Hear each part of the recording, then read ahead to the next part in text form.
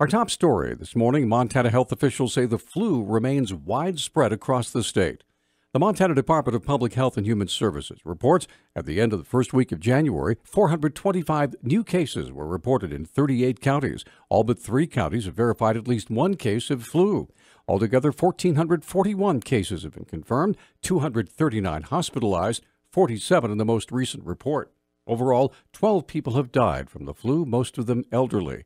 Kim Bailey, Communicable Disease Program Manager for Riverstone Health at Billings, told the Billings Gazette the numbers of those who contract the flu are probably much higher because many people don't go to the doctor when they get sick.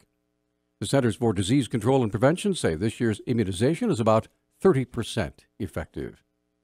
Governor Steve Bullock's request of $44 million for state fire suppression costs from last summer's historically expensive fire season have been denied from FEMA. According to Montana House Appropriations Chair Nancy Balance, the request was based on changing the way FEMA looks at large-scale natural disasters. Typically, the way FEMA handles these fires is that every incident is a separate request. When it's a statewide fire disaster, as we had this last time, there are a lot of things that you can't collect because you can't attribute it to a very specific fire event. What they were trying to do is convince the federal government that they ought to be looking at it on a statewide basis. Balance says the request was always a long shot and that its rejection won't create a hole in the state budget. Everybody I talked to within DNRC said, yeah, we know this is a long shot. Probably won't happen, but we want to start this conversation about why it sometimes makes sense to look at a statewide event. If this 44 had come in, then we would have had to return some. Montana's received over $10 million from FEMA because of the 2017 fire season, which burned over 1 million acres and drained the state's fire suppression fund.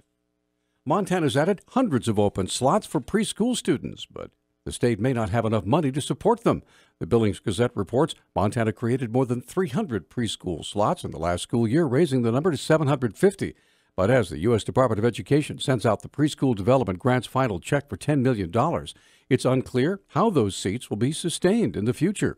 This is the last payment of a 4-year, $40 million federal grant that schools will use for the 2018 and 19 school year.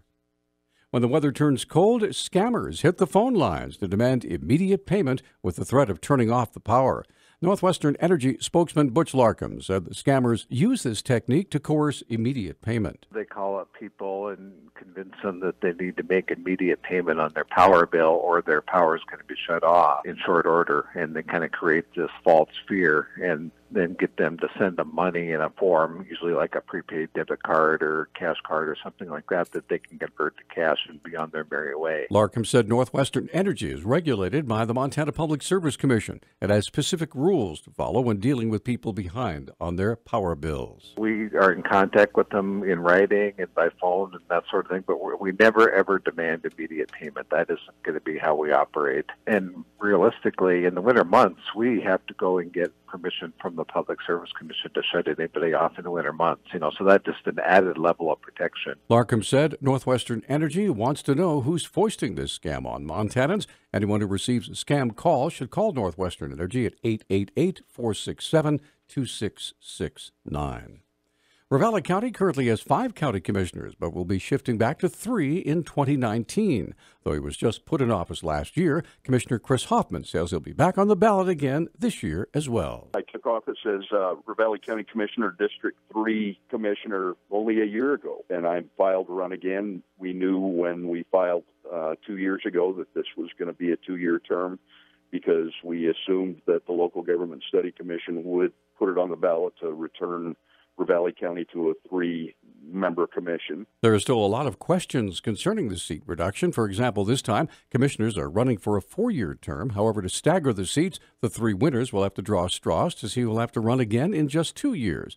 Of course, not all the current commissioners can continue to serve. Doug Schallenberger from one of the South districts and Ray Hawk from the northernmost district have opted not to file this year, which leaves myself and Jeff Burrows and Greg Chilcott are the ones that have filed. And respectively, we each live in one of the 3 expected districts. There is a chance the districts could change as well. Ravalli County is still going through a redistricting process for this election, and a court is expected to adjudicate the new map sometime this week. Montana's two largest public employee unions are moving closer to joining forces. The coming Saturday, members of the MEA MFT, that's the Combined Teachers Union, and the Montana Public Employees Association will gather in Helena's Great Northern Hotel to ratify a proposed constitution to create the Montana Federation of Public Employees. Amanda Curtis, a math teacher in Butte, MEA MFT state officer, said the merger is a win for Montana communities. We'll be looking at an organization that has about 24,000 members, which means that there basically won't be a family in Montana that either doesn't have a union member in it or is closely related to know someone who's a union member. Curtis says it's the perfect time for a larger union because public employees, she says, are under attack from all directions.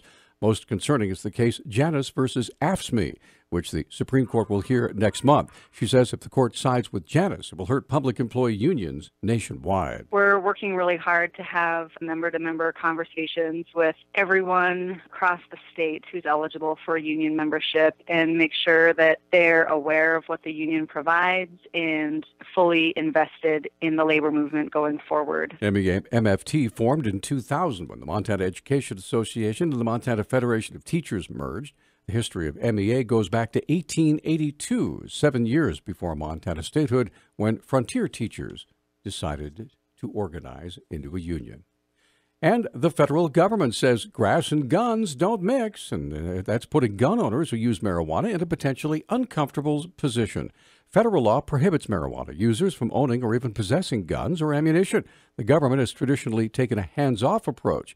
But the picture has become murkier under Republican President Trump. His attorney general recently put the decision of whether to crack down on marijuana in the hands of federal prosecutors.